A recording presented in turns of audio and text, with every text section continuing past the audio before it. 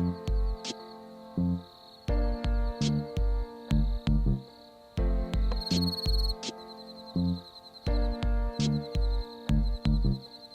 y'all. I'm Justin. And I'm Kim. Welcome to Cowboys Like Us, the podcast where we talk about Taylor Swift and her music. Yeehaw.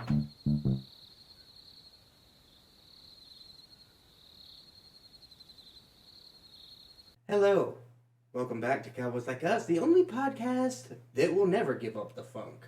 The police have come and begged us to give it up, but we shan't. They've threatened us with jail time, but we will not be defunct. That's what that word means, I think. As far as I know. Yep. I'm not a dictionary expert, but pretty sure that we have no way of knowing what words mean. Yeah. You know? No idea. No way to look it up. It's really more of a vibe language. Words are vibes. Yeah. Today, we are talking about We Are Never, Ever Getting Back Together, the debut single from Red. But first, we got some pod business to take care of, namely a comment from Mac on our Red episode from this past week. Mac. Yep. Friend of the pod, Mac, said, quote, just started listening. Am sure I will love it, whether I agree or not. On your song take, love the main host, the guests, and Pod Gremlin, who I hope to hear more on every episode. I made this joke in the staff chat, and I'm going to make it again. Mac is the Pod Gremlin's altar, trying to get himself in every episode as a third host. Mm-hmm. We see it, and we're not going to tolerate it. I was like, and what? Although, spoiler alert, the Gremlin may be making an appearance later on in this episode, and she may bring a child she found. We'll see. Yeah, maybe.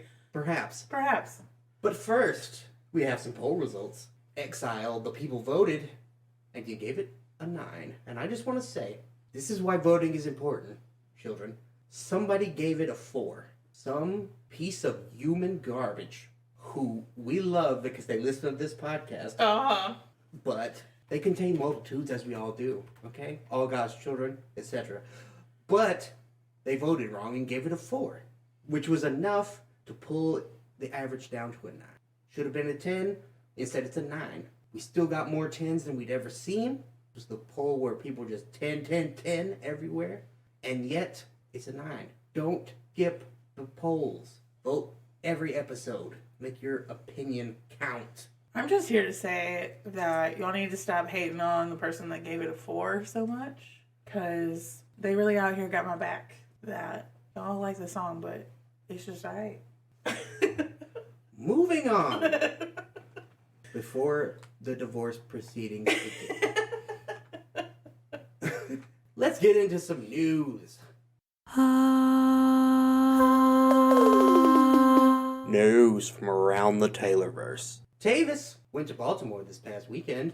The Chiefs were playing the Ravens in the AFC Championship game. Travis got off the plane in Baltimore wearing all black. Hashtag Rep TV confirmed. Leading some Swifties like Kim to believe he was teasing a Rep TV announcement. Y'all wouldn't have been able to handle the group chat with how much Rep TV confirmed was going back and forth between me and the Gremlin. Yep. It's kind of a joke, also kind of not. But we don't have anything yet. Anyway, at the press conference on Friday, Travis was asked about the media attention on his relationship and how it affects it. And he said, quote, as long as we're happy, we can't listen to anything that's outside noise.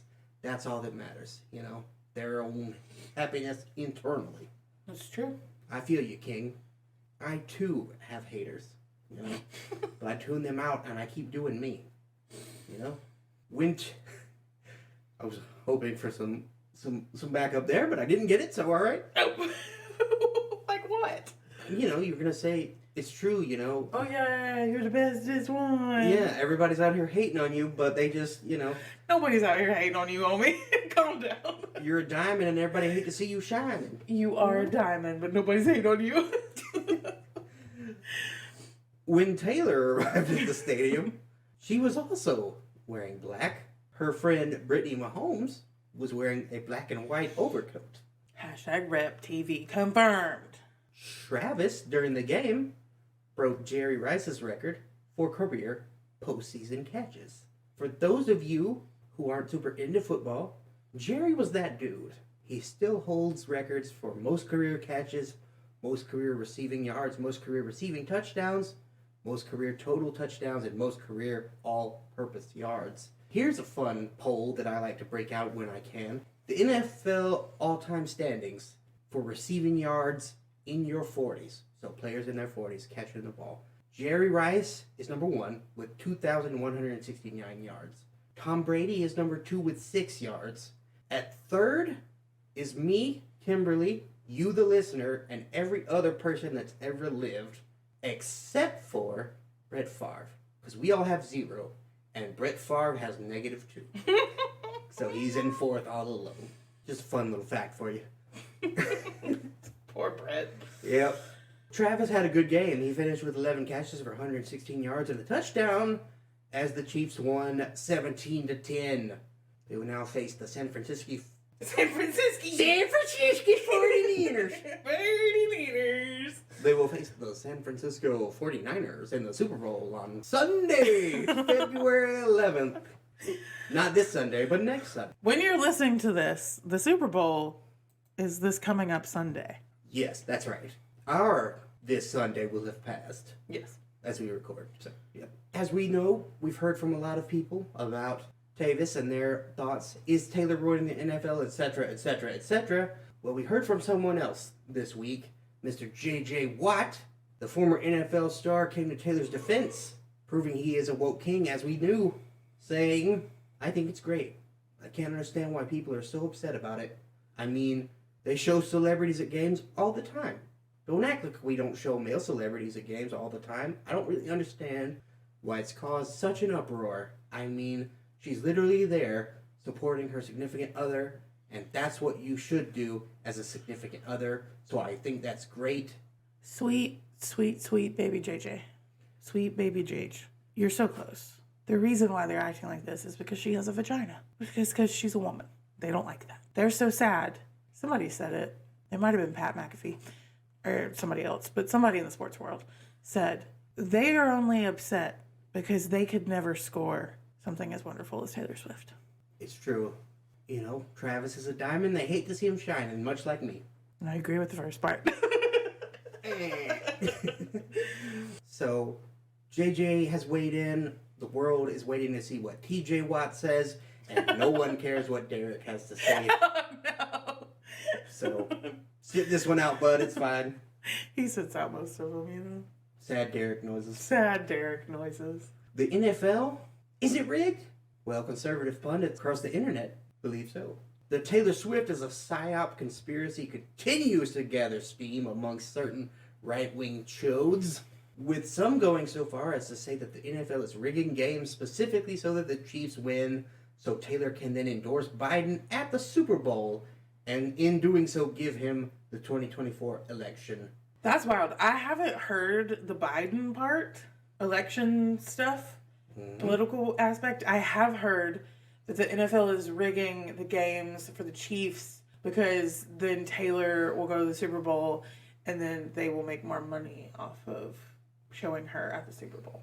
That is slightly more believable, but right. Still a little bit nuts. But anyway, the right-wing theory is batshit, and it would be tempting to write it off as the lunatic fringe doing what lunatic fringe does. But Mr. Jared Holt, a researcher who studies extremism and disinformation, says maybe we shouldn't do that because, quote, the individuals and outlets spreading conspiracy theories about Taylor Swift sound ridiculous because they are exactly that, but they are also among the leading sources of information for modern conservatives, and they have the financial backing of Republican elites to spread exactly this kind of nonsense.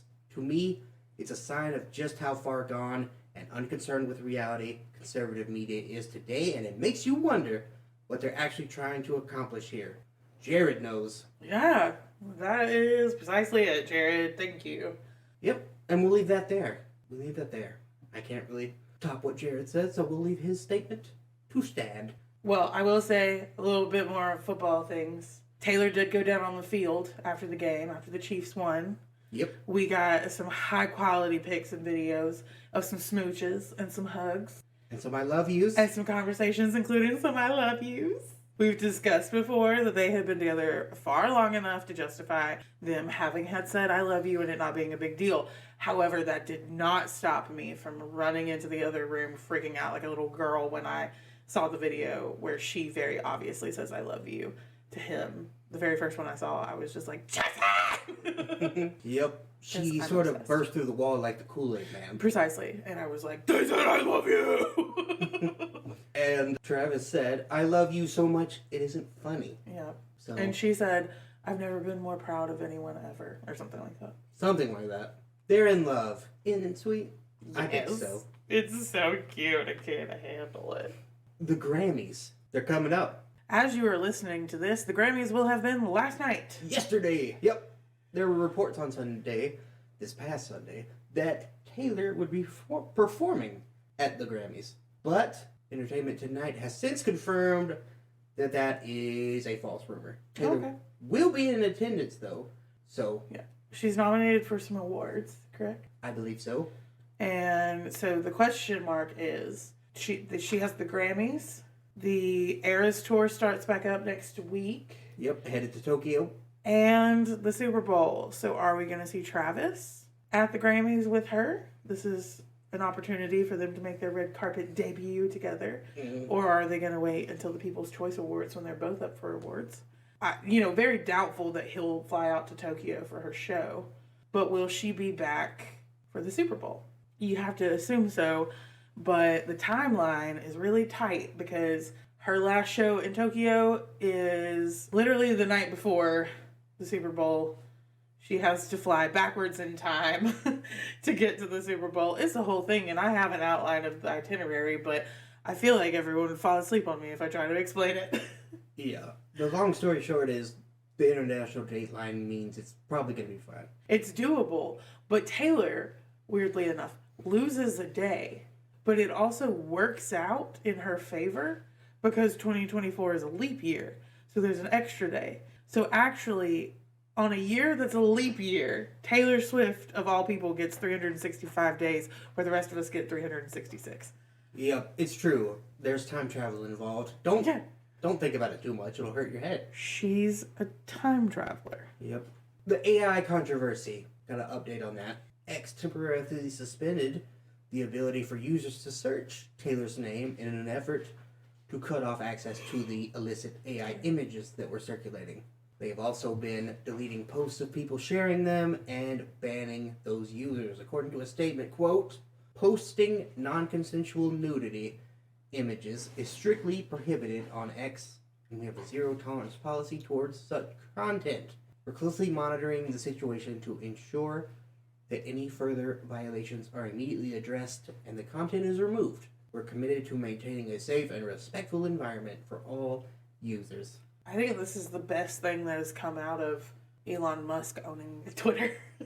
Honestly, I kind of expect him to go, haha, lol. Yeah, exactly. Because that's what he does with everything. Yeah, and this is actually like a genuine response. Yep. Like And a corporation would do. Yeah, they took action, which is really shocking. One thing that may have contributed to that very professional response was a statement from White House Press Secretary Karine Jean-Pierre. The U.S. government, they're very concerned. She said, quote, we are alarmed by the reports of the circulation of images that you just laid out, of false images to be more exact, and it's alarming. While social media companies make their own independent decisions about content management, we believe they have an important role to play in enforcing their own rules to prevent the spread of misinformation and non-consensual intimate imagery of real people. Elon and the boys responded and did the thing, so good for them. Yeah. Speaking of social media drama, Universal Music Group is involved in some with TikTok. The billion-dollar corporations are fighting. Universal Music Group has pulled out. They pulled all their music from TikTok, which of course would include Taylor Swift's post-label switch material from TikTok. UMG says TikTok is trying to severely underpay on licensing fees for using music, offering just a fraction of what other social media platforms pay. While TikTok claims that that's a bunch of BS and UMG is just being greedy and denying their artists a great opportunity for exposure and to get new fans. Yeah, I don't know. I tend to not believe either of these giant mega million corporations. Yeah, that's the answer, is that rich assholes are fighting over who should get the most. More money. Yep. They're not going to give us any. Yeah, I just don't care. Yep. Mom and Dad are fighting, and it means we don't get what we like. So, Yeah. Fun. Let's move on to Chart Watch. On the Billboard Artist 100, Taylor is still number 1. On the Billboard Hot 100 Singles Chart, Cruel Summer rose 1 spot to number 2. Is It Over Now stayed put at number 17. On the Billboard Top 200 Albums Chart, 1989 Taylor's version down 1 spot to number 6. Midnight's stayed put at 11. Folklore is down 4 to number 12. Reputation up 3 to number 19. Speak Now TV down 1 to number 26. Evermore down 1 to number 27. Red TV down 5 to number 33. 1989 Stolen dropped 6 spots to number 69. Nice! And Fearless TV dropped 13 spots to number 70. Hell yeah, 13. Yep, the bad 13, but still. Well, whatever. And now, I think it's time to go back once again to the circle and visit Kimberly's Clown Corner.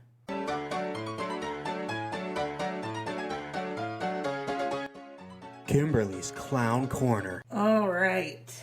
This week, we're going to do a little bit of Super Bowl hype. Kansas City Chiefs headed into the Super Bowl against the San Francisco 49ers, or whatever you called them. San Francisco 49ers.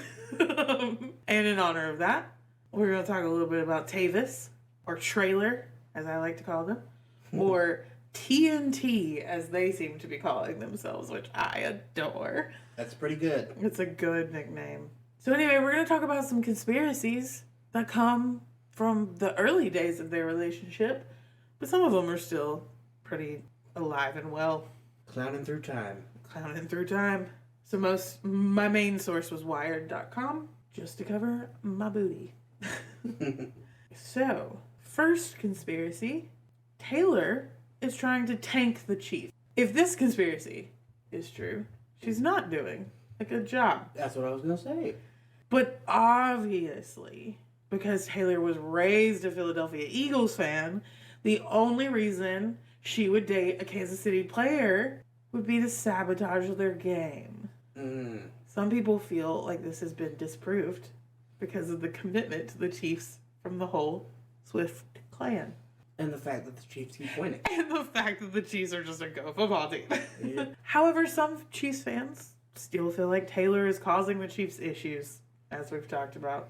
Because they hate women. They may not think she's doing it in favor of the Eagles, but there are still a few who blame any little mistake the team makes on her presence at the game, as we know. I think that one is pretty easily debunked. I think so. The next conspiracy, I think, is also pretty easily debunked, but we'll see how you feel. All right. She's actually trying to date Jason, not Travis. That's just silly on its face, is what that is. She's trying to get with a married man with 3 children. And he's a lineman, so he needs to be. It's business fat, but he is fat, and Travis is built like Zeus. That's true. If that's important to her. I don't know if it is. Honestly, I was listening to their podcast earlier, and they were talking about Mario, the game, and I started picturing them. They were specifically talking about Wario and Waluigi, and I started picturing them as Wario and Waluigi, and I was like, yeah, that works. That works. Yep. Anyway, early on, there were some bozos who thought that maybe Taylor was such a diehard Eagles fan, she was just using Travis to get to Jason Kelce. Not quite sure how Kylie Kelce felt about this rumor, but seeing as we have no evidence of Taylor even meeting Jason and Kylie at the time of this writing, they had not met yet.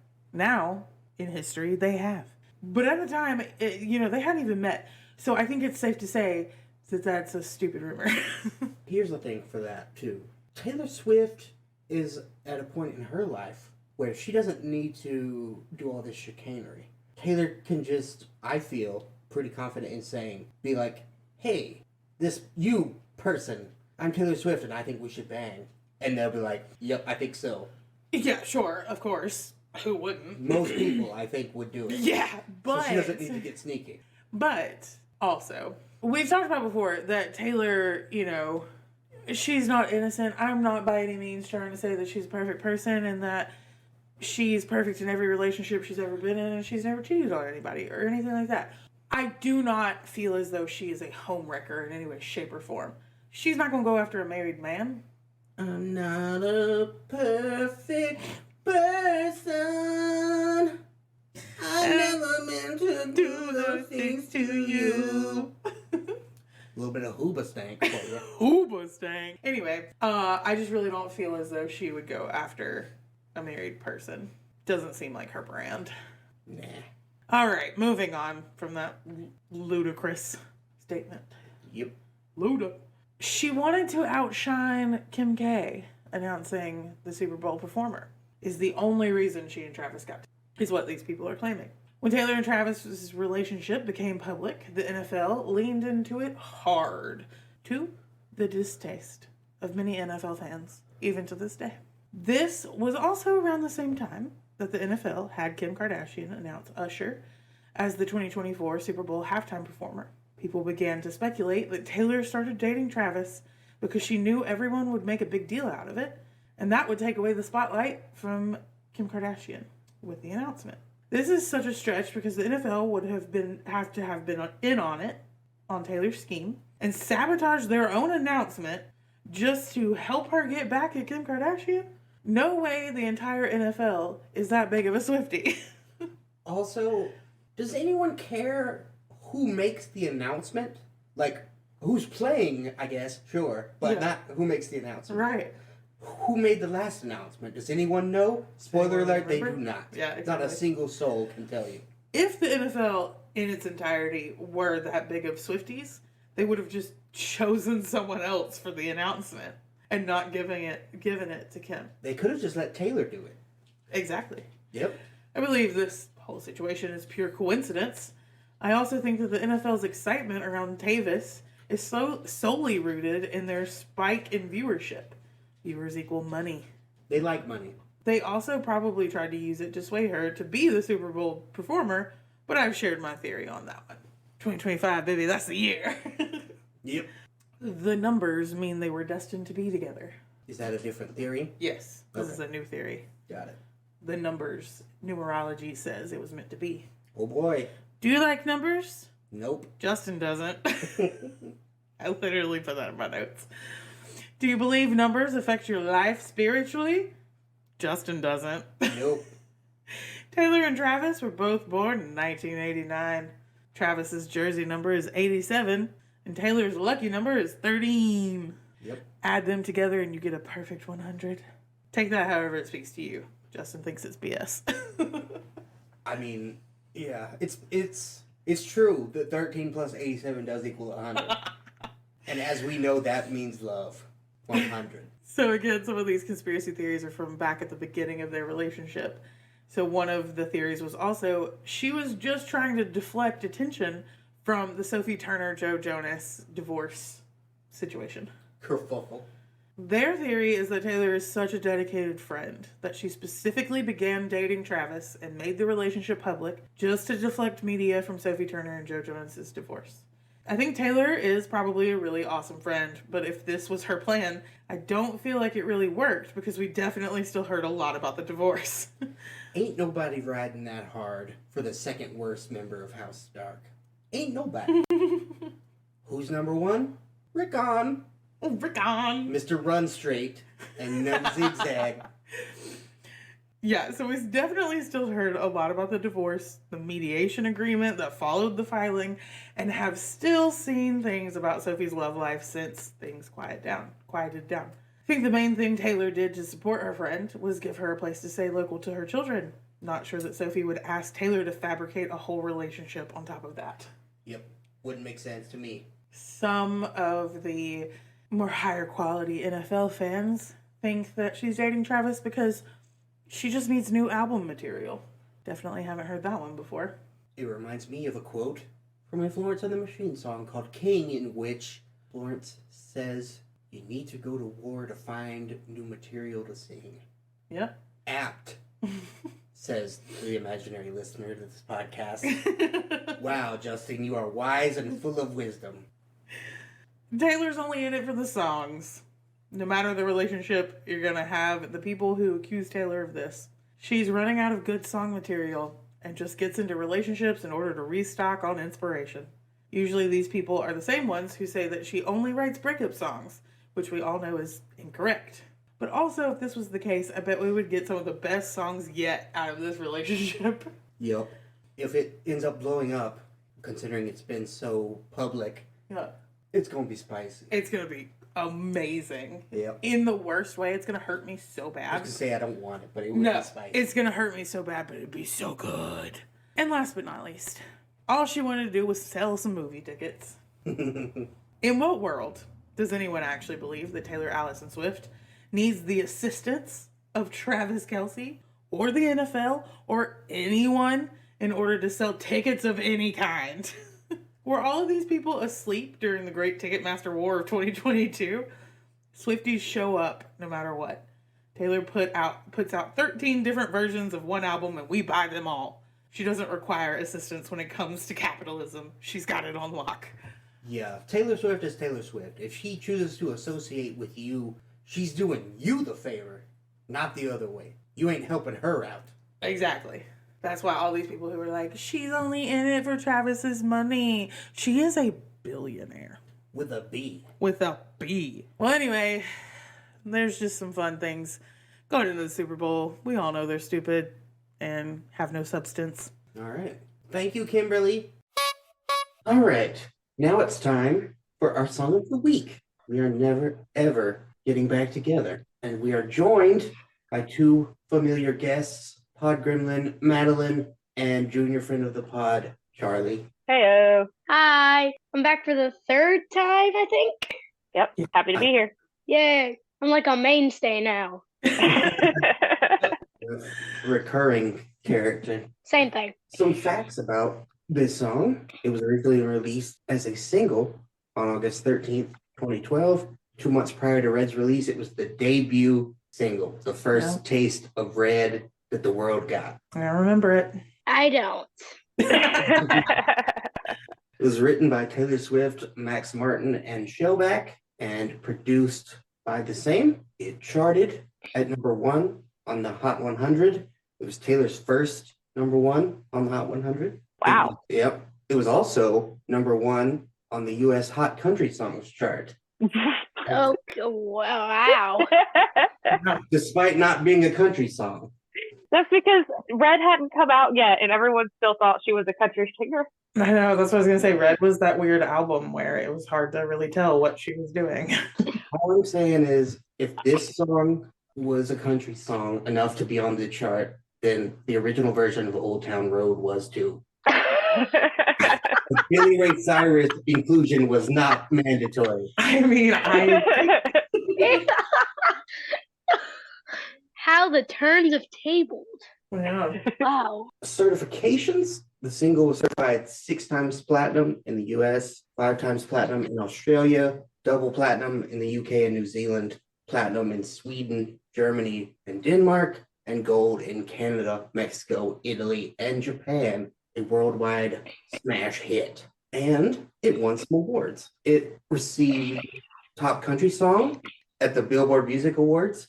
Again, despite not being a country song. Got Best Breakup Song at the Radio Disney Music Awards. I see what you're doing, Bob Iger. Hidden Swifty without us knowing it. I mean, we already know Mark Zuckerberg. We do know Mark Zuckerberg. It also received Choice Country Song at the Teen Choice Awards and the big one, World's Best Song at the World Music Awards. Oh, Who I wouldn't decides go. that? I wouldn't go that. It's actually sponsored by the Crown Prince of Monaco. Okay. oh. Yep. Mm. Little fun fact. What does Taylor say about this song? Taylor said, "It's a definitive portrait of how I felt when I finally stopped caring about what my ex thought of me. He made me feel like I wasn't as good or as relevant as these hipster bands he listened to. So I made a song that I knew would absolutely drive him crazy when he heard it on the radio. Not only would it hopefully be played a lot so that he'd have to hear it, but it's the opposite of the kind of music that he was trying to make me feel inferior to. Back and forth. That's perfect. I love that so much because I mean, it came true. This song got so much radio play. When I was telling my husband that we were going to record tonight, he asked what our topic was, what song we were doing. And this is one of the ones he could name because it is one that has been burned into everyone's memory. Yeah, it's that influential. Yep. Dang. The same Energy as It Gives You Hell by All American Rejects. Absolutely. Oh, yeah. And the fact that this and I Knew You Were Trouble they were on the same album, that's perfect. Yeah, it was a crazy time. It was a crazy time. I bet. I do enjoy that she specifically came out and said, I made this song as annoying as possible for one reason and one reason alone, and that was to annoy this man who thought he was better than me. Yeah, she said, I'm going to make an earworm. It's going to get stuck in your head. You got to fight the haters. Yep. You think you can go around the world to Japan and not hear it? It'll be there too. What about the critical reception? Do the critics like this song? Well, American Probably. songwriter called it funny, bitingly self-aware. Entertainment Weekly said it has an undeniable, instantly catchy hook, but the song's juvenile sensibilities mark a regression from Speak Now. Can I say this one? Stone said the hooks, plural, have a zing that's more Stockholm than Nashville, but it's unmistakably Taylor. A witty relationship post-mortem delivered in inimitable girly girl patois. Welcome to Kim's Struggles with Words. That's my life, Charlie. A teen dream in the vein of Swift's other sing-along jams like Love Story or You Belong With Me. Country Universe says, a huge step backward. It makes two critical errors. The first and most fatal is it's far too dependent on oohs and oohs, and Swift is simply terrible at singing them. Not satisfactory, not mediocre. Flat out terrible. Then there is further error of alternating the singing with her talking like a snarky teenager, which is irritating in its juvenility. It doesn't help that she's not working with a strong composition to begin with, but if she downplayed the sarcastic delivery, the grating vocal runs, this would be a decent record. As is, it's only listenable for its sheer audacity, a novel that wears off quickly after a handful of listens. Was that my English teacher just giving me some bad talk on my essay? What was that? Oh, It really is a good. song. Good on her. It is a song. Chill. That was like a solid 300 words of sass for no reason from Country Universe. Yep. And Welcome. before we lose it, I think Charlie's quote was from Slate. I didn't write it in the doc for some reason, Oh, but okay. I'm pretty sure it was Slate. Gotcha. Thanks, Justin. You're welcome. All right, Justy, MTV. Oh yeah, MTV called it a fantastic song, custom crafted to dominate radio. There's some positivity. Mm-hmm. Pop Crush said one of the catchiest tunes Taylor's ever penned. Slant said Swift's performance is a complete misfire. For once, it isn't even a matter of her unreliable sense of pitch. Her tone is at its most unpleasant and nasal. The bits of spoken dialogue that punctuate the track bring to mind her unwatchable turn in the already unwatchable Valentine's Day. Every aspect of her performance is flat and unconvincing. I think we should show him the Taylor's version. Amazing. You can't go back in time and show them the Taylor's versions. History has to happen in between that. That is solid sass from Slant. Yep. Also, she is in so little of Valentine's Day that it's unwatchable for other reasons, my guy. It feels like a deep cut now, but it was relevant at the time. Yeah. Washington Post said the chorus is catchy, but if this is representative of what awaits on Red, it's hard to be excited. Oof. Duh. Newsday says anthemic in a slick poppy way, and CBS News just said catchy. I guess they didn't want to leave a full review. Yep. Can't ask for more than that from CBS News, to be honest. At least it wasn't- Taste of Country. Taste of Country, right? Swift captures the anchor of young love gone wrong better than anyone else since, well, Taylor Swift. She is the Duchess of Disdain. I like that nickname. I do too, especially coming fresh off of Speak Now. Like, solid. Yep. And despite some very harsh savagings from some critics, it still made several year-end lists. It was number 2 on Rolling Stone's list, number 4 on Times, number 5 on The Guardian's, number 6 on The Village Voice, 11 on Pop Matters, 24 on Yeah. and 40 on Consequence. Yes, pop does matter. Perfect name. What about the fans? Do they like this song? Big boy Rob. Oh, not this guy again.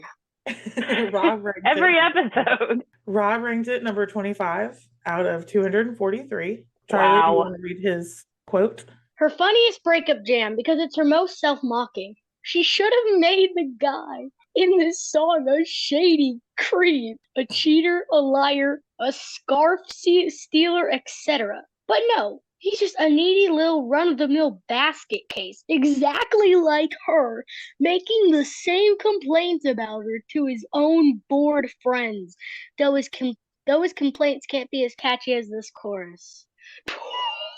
I think we might have a whole group of Swifties sending nukes to this guy's location. He rated it really high though. 25. I'm surprised he rated it so high. Yeah. Yeah, didn't he rank Style like last? Bad Blood. Blood. Bad Blood. Okay. Well, Where does- Taylor Swift ranked it number 27 out of 29 tracks in the Red Taylor's version Survivor, only ahead of Girl at Home and Stay, Stay, Stay. That's Why too low. Stay's a good song. And Girl Too at Home. low. This song is divisive. That's what I gather. Mm-hmm. Some people like it and some people hate it worse than Hitler. So, no. It seems like there is no middle ground on this song. Right. But we might get into where we fall in a minute. But for now, let's go to lyrics. Yay. Verse number 1. I remember when we broke up the first time saying, "This is it. I've had enough." Because, like, we hadn't seen each other in a month when you said you needed space. What? Yep. Then you come around again and say, "Baby, I miss you and I swear I'm going to change. Trust me." Remember how that lasted for a day? I say I hate you. We break up. You call me. I love you. Straightforward verse. The interesting thing to me is that almost the whole song is in first person, directly to a second person. Taylor is talking to you the whole time, basically. Presumably you is Jake Gyllenhaal, although we don't know definitively, I guess. But, like, it is. She won't come out and say, but it is. And also, why do people lie? Just be like, yeah, I'm a real sack of shit, and probably will be forever. Probably best if we stay broken up. Why are you torturing your child bride, Mr. Gyllenhaal? The world wants to know. Justin, That's honestly I'm a just the child. aura that I get from him. I feel like this My is ears- every relationship. Justin, my ears need to be protected. Charlie. But seriously, Jake and Taylor barely had any chemistry. Also, The to imagine chemistry. them having that, like, middle school childhood arguing over the phone, "I hate you, break up, call me, waiting for him to call you back," crap. That's so childlike, and he was grown. Wasn't he like 30 something? Taylor was 20 and Jake was 30. Right. Ew. Is this the new modern day Mick Jagger? Ew. No, Charlie, that is honestly giving Jake Gyllenhaal a lot of credit that he doesn't deserve. Pre-chorus, Justin. Get into them oohs. I want to hear you read them oohs. Okay. But I like the ooze.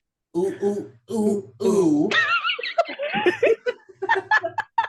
It's hard to do it. Without singing it. Yeah, honestly. It really is. No, you just have to read it. Read it flat. We rolled it off again last night, but ooh, ooh, ooh, ooh, ooh. This time, I'm telling you.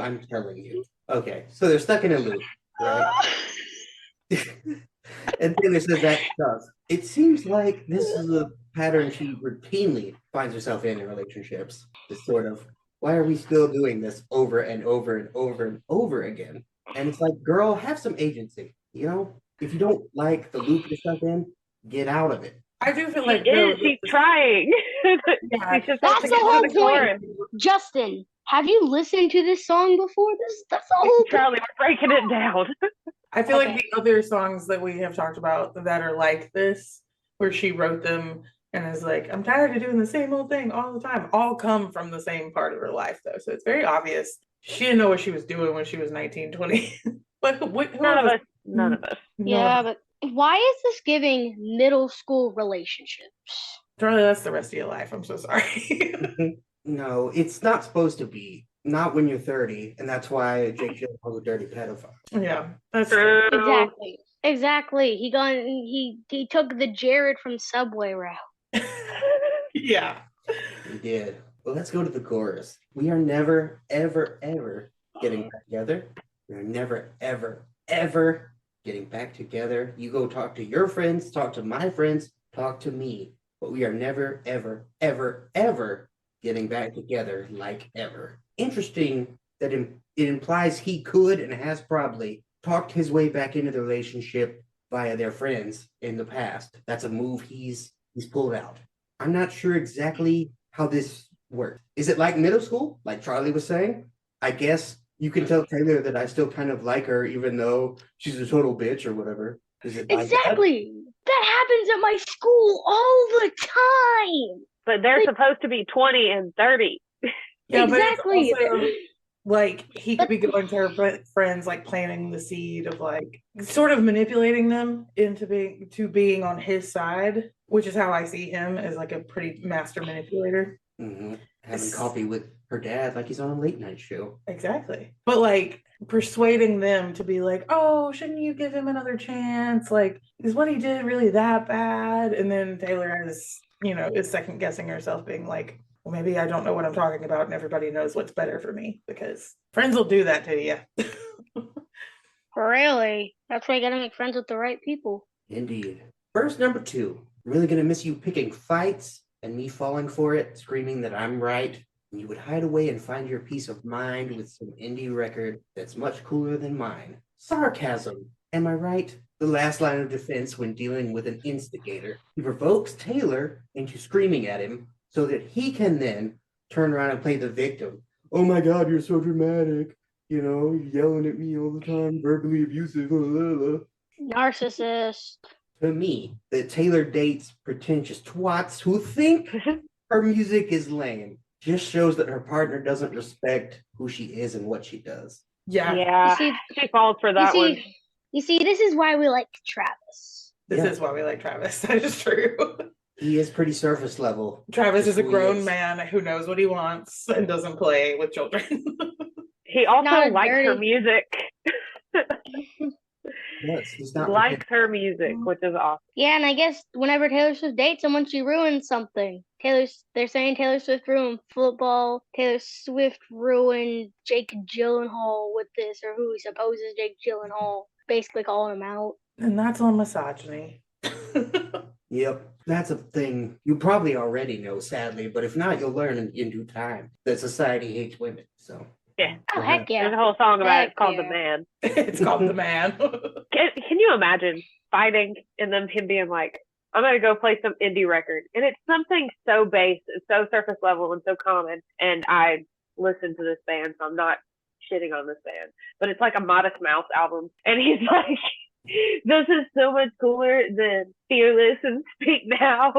Yeah, Taylor Swift by Taylor Swift. I imagine that she like played him a new song and was like so excited about it. And he was like, that's not real music. You want to hear real music? And then played like the stupidest shit ever. yeah, Yeah. you've heard Float On, but have you listened to it?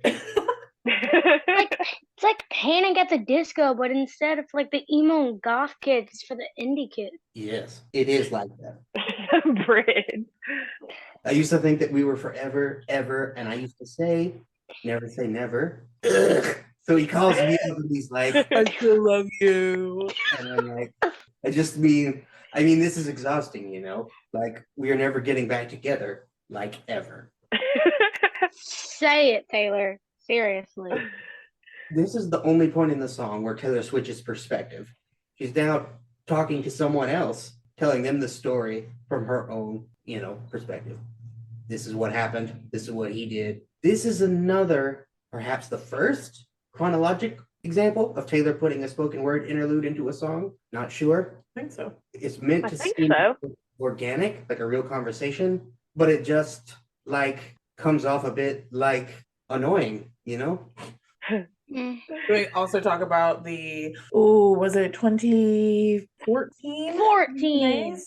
When she wore, well, I don't even remember what she wore for the performance, but it was something cool. But anyway, she performed the song and she had just broken up with Harry Styles at the time, and she put on the worst British accent to do this bridge that anyone has ever heard on stage at an award show. I've never seen that. It's iconic. Is it worse than Owl City's response to Enchanted? Is it worse Charlie, we than that? Like the She response. loves you, I do. Yeah. Honestly, that would have been better. But it was very funny because One Direction was in the crowd. Mm. He was in Nice. the- That's solid. I think it's interesting that maybe on each of her albums, I don't know, I'm just thinking of a handful of examples in my head. Taylor really liked going with the phone call thing.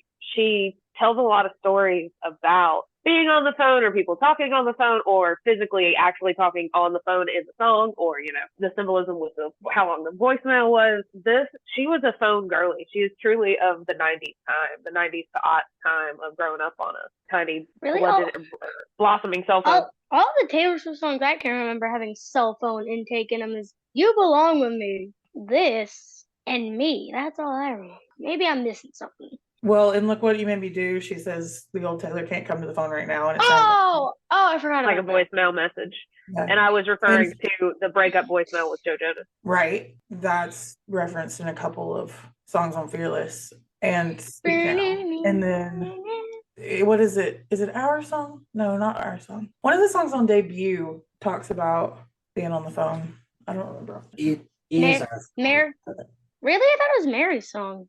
Oh, no. Yeah, it is, because talk real loud. It's late and your mama don't know. That's right. Yep, that's it. And that's on being like, that's on being like on a landline, or even a landline, like a cordless phone that you could sneak off into your room, or if you had a landline plug in your room. But Charlie, we are never, ever, ever, ever, ever getting back together. We haven't mentioned it yet. Longest title of all of Taylor's songs. What are your overall thoughts? My thoughts is like, it's popular, it played on the radio for a while, and I think it still does. Now, it's a really good song with lots of good symbolism. I mean, it's first on my Taylor Swift playlist for a reason. Personally, I really like it, and if I ever break up with someone, I think I might send them that. Mm-hmm. Nice. It really we gets all need to in be- the Taylor Swift mindset, huh? We all need to be a little bit toxic sometimes.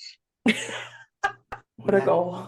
Madeline? I really like this song. Last episode, we featured Red. Kim mentioned how it feels like high school, and it feels like driving in the car with the windows down and music up. This album came out our senior year, me and Kim, senior year of high school. And leaving the parking lot senior year and having Red on I don't drive, sitting in the passenger seat of one of my best friend's car, jamming out to this song specifically was usually on at the point that she was on when she got me after school. I didn't ride there with her. So I really liked this song back then. It really solidified the Red album for me. It didn't get too overplayed for me because I went through a solid point in time where I wasn't listening to a lot of radio. So I feel like I kind of dodged that bullet a little bit. But I enjoy Yell singing this song. I like it. Since the Eras tour, it has been added to my drumming playlist. It's fun to drum along to. I love the Cam Saunders Like Ever and his Like Nunca and all of his different little addendums throughout the tour. It's really brought this song over the top for me. Okay. Kimberly? Much like with Shake It Off, this song was brutally murdered by the radio for me. It's fun and poppy, but it makes me want to pull my hair out unless I'm in the perfect mood, and that is rarely for this song. Like I mentioned in our very first episode, which is 22, I don't know that this album needed both songs. I don't think 22 and the song needed to exist. I like how pointed she was and how she wanted to make Jake Gyllenhaal. She wanted to be his living nightmare, but they sound, outside of content, they sound so similar that I don't know that they were both needed. Okay. But yeah, that's pretty much all I have to say. The song is overplayed. Yeah. I can agree with that, but the thing is, whenever you think of Red, 22 and We Are Never Getting Back Together is all people ever think of. So I don't feel like one or the other could fit on any other album. Valid. That is an interesting take. Yep. For me, I talked about it in the Shake It Off episode, right? Taylor occasionally likes to make these little jokes about the image that she's created or had created for her by the media. And this is one of her first attempts at that. And I feel she's done it way more effectively since then. Probably, in my opinion, most effectively on Blank Space. Mm-hmm. So, yeah, this one just doesn't quite get there. The wee on the TV, the version, still sounds so weird and metallic and just not produced right. What the hell is that, Madeline? You know enough about things to know what that is. What is that? Well, I couldn't tell you. I honestly have no idea. It's probably something digital. Let me find out who produced it. No, it wasn't Jack. It was definitely something digital. It was Christopher Rowe. Definitely. Yeah, I figured in the original it was just like a sort of like light auto tune or something. See.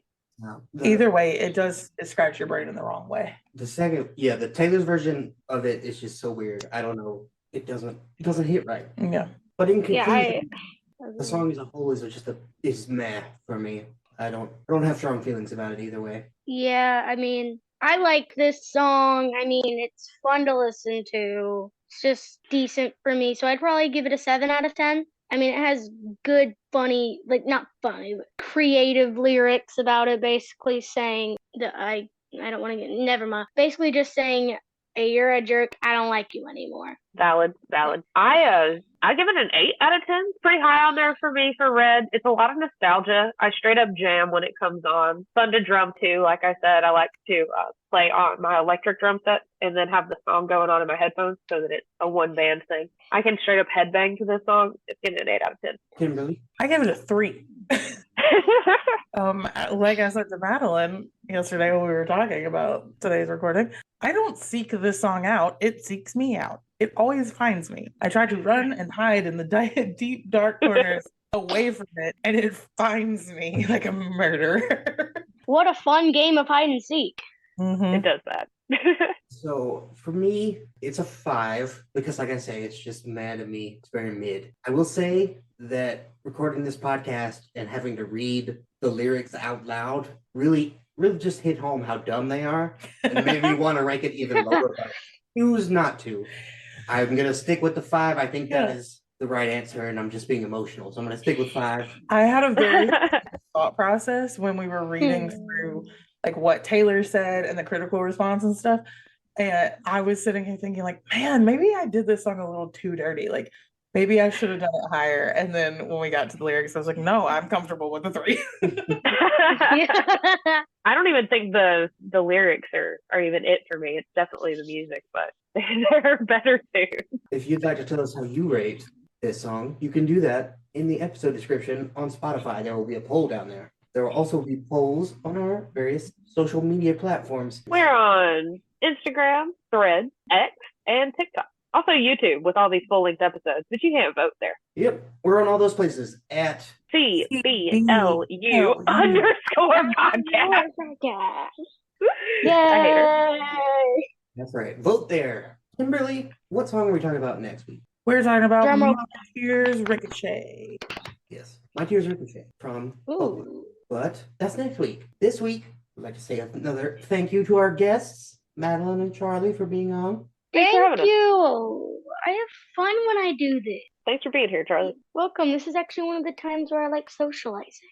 Well, we're glad. We'll see you guys next time. All right. Yeah, see you guys. Bye. Bye.